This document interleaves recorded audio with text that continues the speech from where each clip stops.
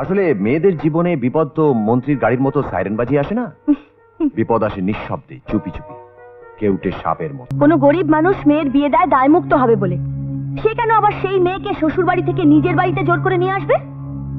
মেয়ের থাকা খাওয়ার খরচা নেই। এখানে কেউ শরৎ বাজান নাকি? ওটা ঘর সাজাবার জন্য ওখানে রাখা হয়েছে। তার জন্য আপনার মতন সুন্দরী তো যথেষ্ট। শরদের কি প্রয়োজন ছিল? শ্রী, আমার বন্ধু দেবাংশু মিত্র, ওকেও প্রসাদ দে। উনি তো এসব বিশ্বাস করেন না। কি করে বুঝলেন?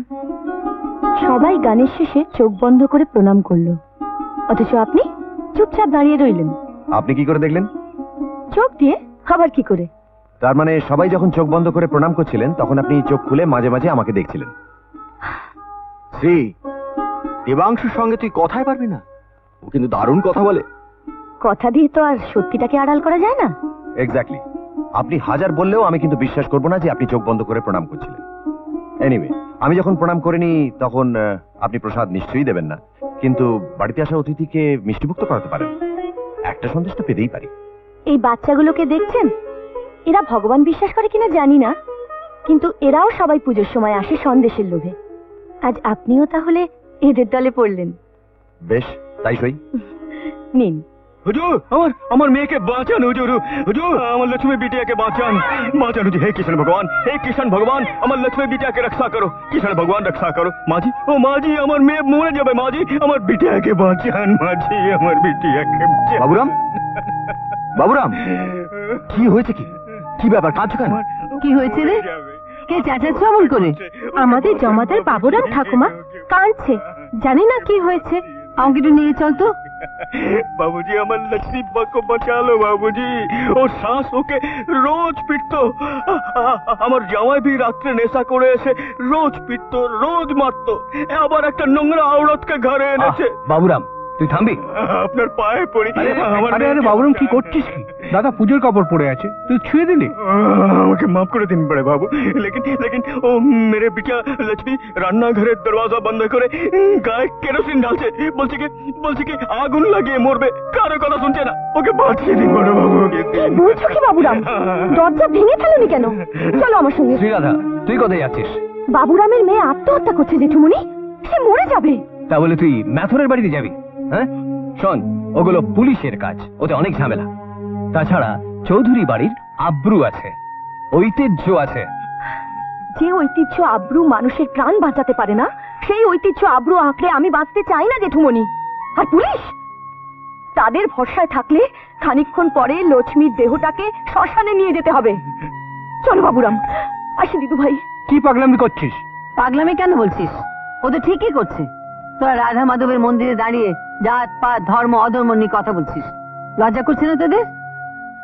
যা তোমার শ্রী, যা ওই বাবুরামের মেয়েটাকে বাঁচাতে পারিস কিনা দেখ। চলুন, আমি যাচ্ছি আপনার সঙ্গে। চলেন্দ্র। মা, তোমার আশকারাতেই কিন্তু শ্রীরাধা দিন দিন অবাধ্য হয়ে উঠছে। এরপর কিন্তু ওকে সামলানো মুশকিল হবে মা। শ্রীরাধা তোর মেয়ে হতে পারে বীরেশ্বর, কিন্তু তাই বলে ও তোর সব কথা শুনবে এটা বা তুই আশা করছিস কেন? ও আজকের যুগের মেয়ে, ব্যক্তি স্বাধীনতা রন্ধ্রে রন্ধ্রে মিশে আছে ওর। কাজেই ও জানে কোনটা করা উচিত আর কোনটা করা উচিত নয়। আপনারা ঠিক সময় মতো এসেছেন, নাহলে খুব বিপদ হয়ে যেত।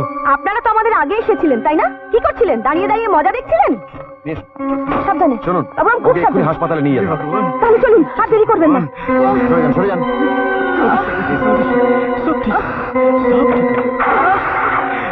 আপনি আমার অনেক উপকার করলেন দিদি। কেঁদো না বাবুরাম, ভগবান আপনার মঙ্গল কেঁদো না। করবেন।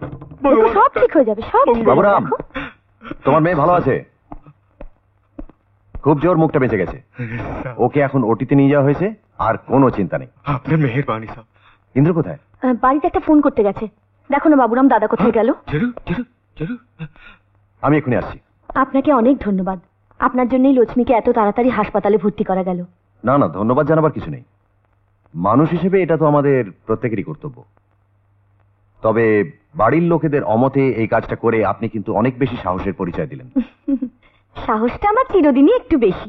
দেখবেন, সেটা কিন্তু বাড়তে বাড়তে আবার দুঃসাহসের পর্যায়ে না পৌঁছে যায়, তাহলে কিন্তু আবার বিপদও ডেকে আনতে পারে।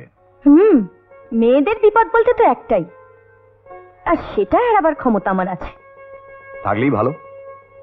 আসলে মেয়েদের জীবনে বিপদ তো মন্ত্রীর গাড়ির মতো সাইরেন বাজিয়ে আসে না, বিপদ আসে নিঃশব্দে, চুপি চুপি, কেউটে সাপের মতো। আপনি বোঝার আগেই কিন্তু ছোবল মারবে। নিজের অজান্তে কিন্তু বলেই ফেললেন, মেয়েদের জীবনে যারা বিপদকে বয়ে আনে সেই পুরুষরা তো আসে নিঃশব্দে, চুপি চুপি, কেউটে সাপের মতো। ও তাই বোধহয় আপনি এত সাবধানী, তাই সারাক্ষণ নিজের চারপাশে একটা লক্ষণ রেখা টেনে রাখেন যাতে কোনো সাপ আপনার কাছাকাছি না আসতে পারে।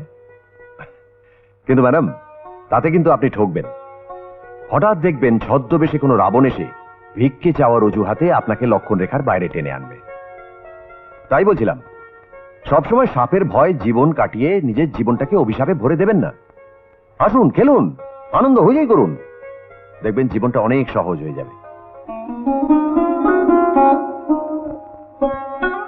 সাপ ছোবল মারে ভয়, সিংহ শিকার করে খিদের জ্বালায়, কিন্তু ফুল তার গন্ধ ছড়ায় নিজের খেয়ালে খুশিতে। সেই গন্ধে বিভোর হয়ে কোনো মৌমাছি যদি মধু খেতে আসে তো আসুক না, তাই বলে কি ফুল তার গন্ধ বেরোনো বন্ধ করবে? আপনি কি কবি, কবিতা লেখেন? না না, ও ডাক্তার, সার্জারি করে।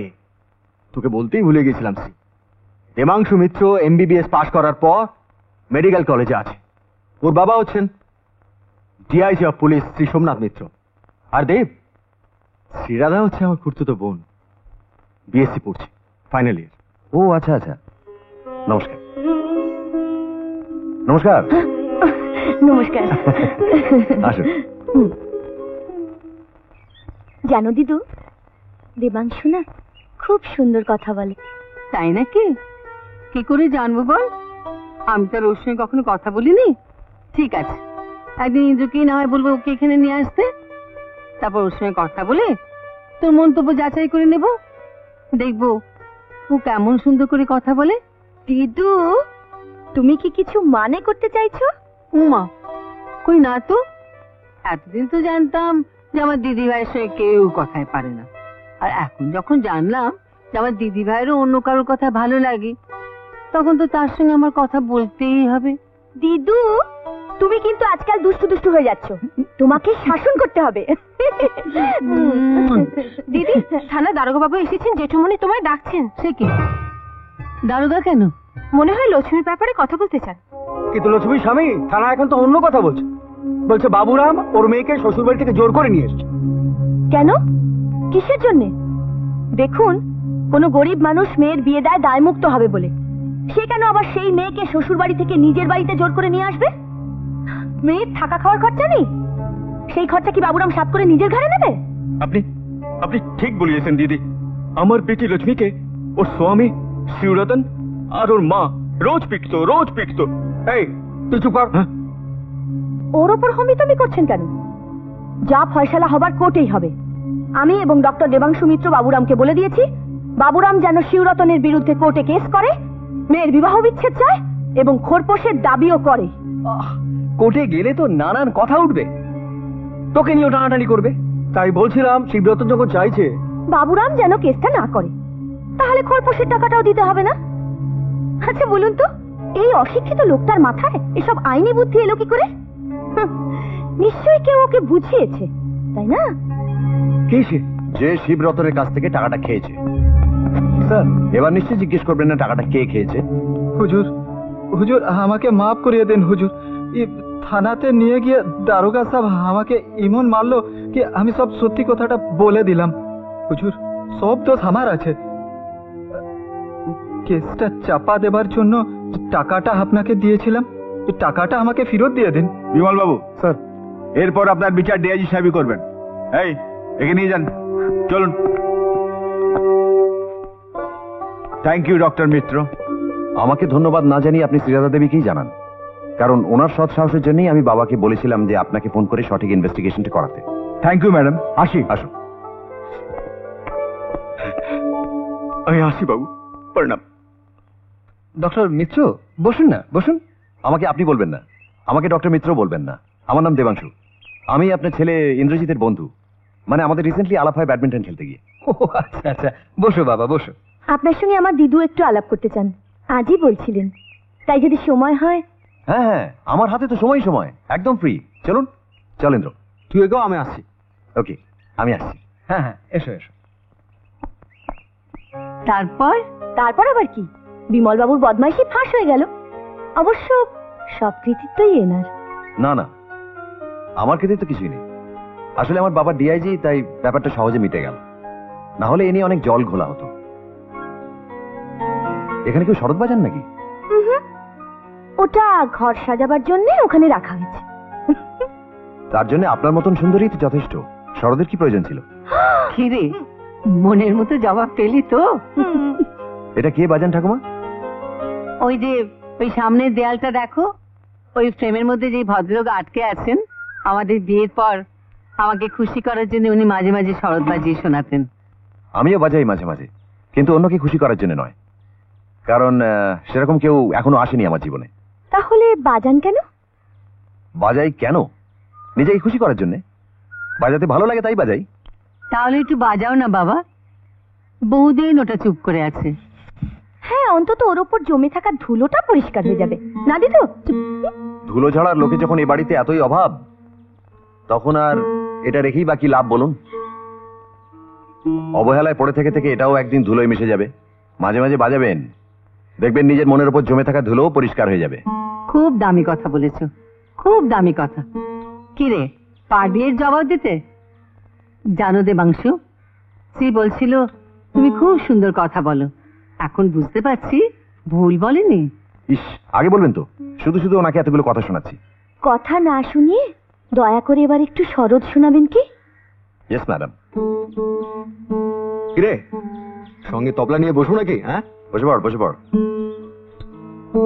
এক মিনিট।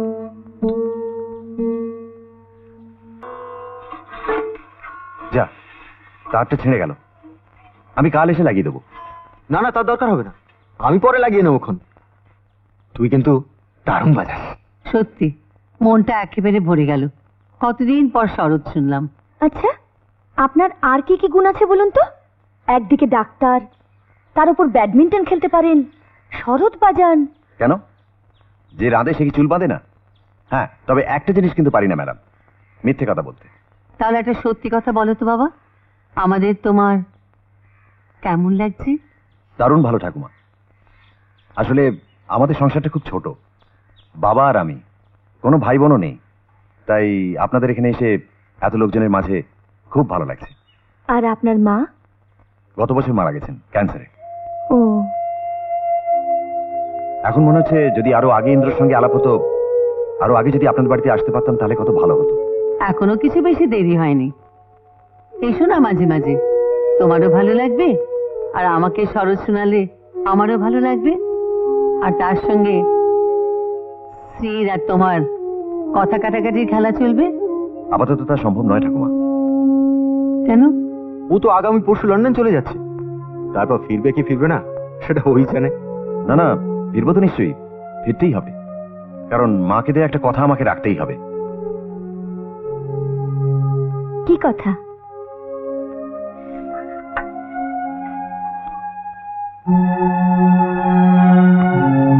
মা মারা যাওয়ার আগে আমাকে দিয়ে একটা প্রতিজ্ঞা করিয়ে নিয়েছিলেন যে তার পছন্দ করা তার বান্ধবীর এক মেয়েকে আমায় বিয়ে করতে হবে।